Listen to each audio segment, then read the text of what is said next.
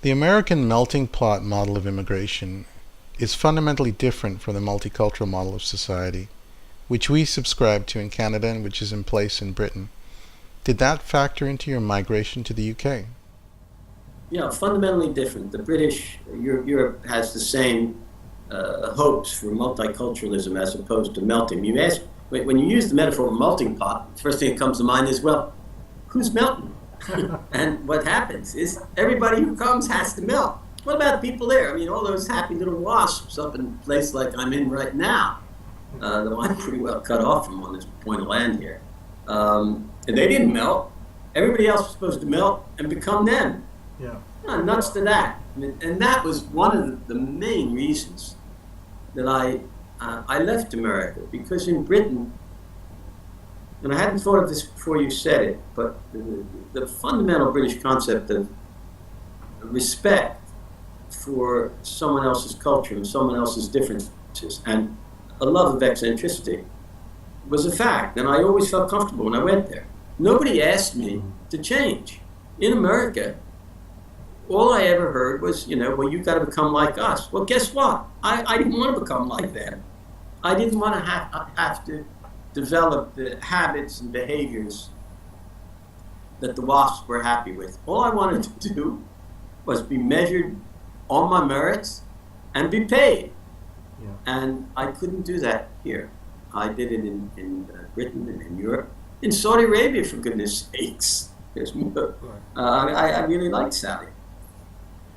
But that was long ago. But presumably, I mean, you did for a while, because you were at Cambridge, and I find it interesting that you were kind of steered away from applying to law school, and I think it was a teacher, a professor, or maybe a tutor at university who suggested that, at LaSalle College, right? Who suggested that you apply to Oxford and Cambridge.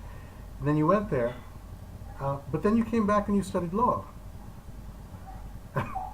Can you explain that? I was dominated while at Cambridge, and certainly my whole life, by this fear of being poor. I didn't want to go back to the world I'd come from.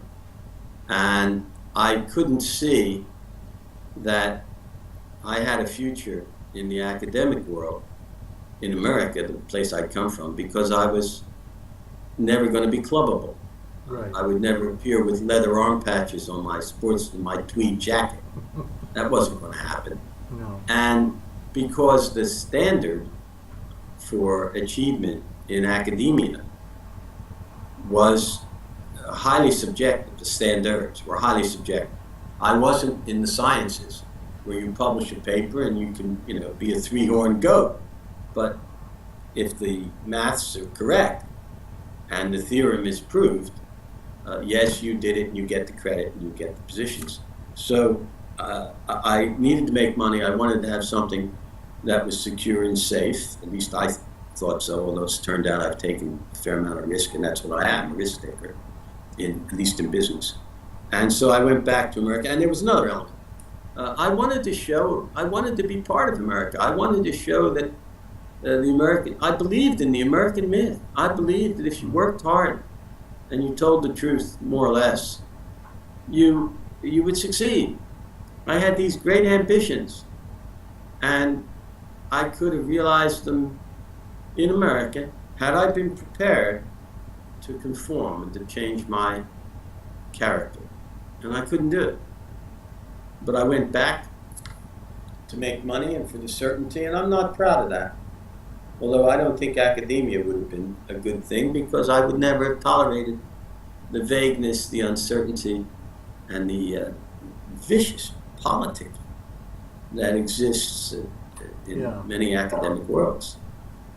So I went back to make a living, because it was the world I knew best, and to show. I remember thinking, I thought seriously about staying in England. And I remember thinking, I want to go back and prove that I could do it. I didn't want to run away. And you're brainwashed as an American child. I think of it in terms of the Hitler Youth.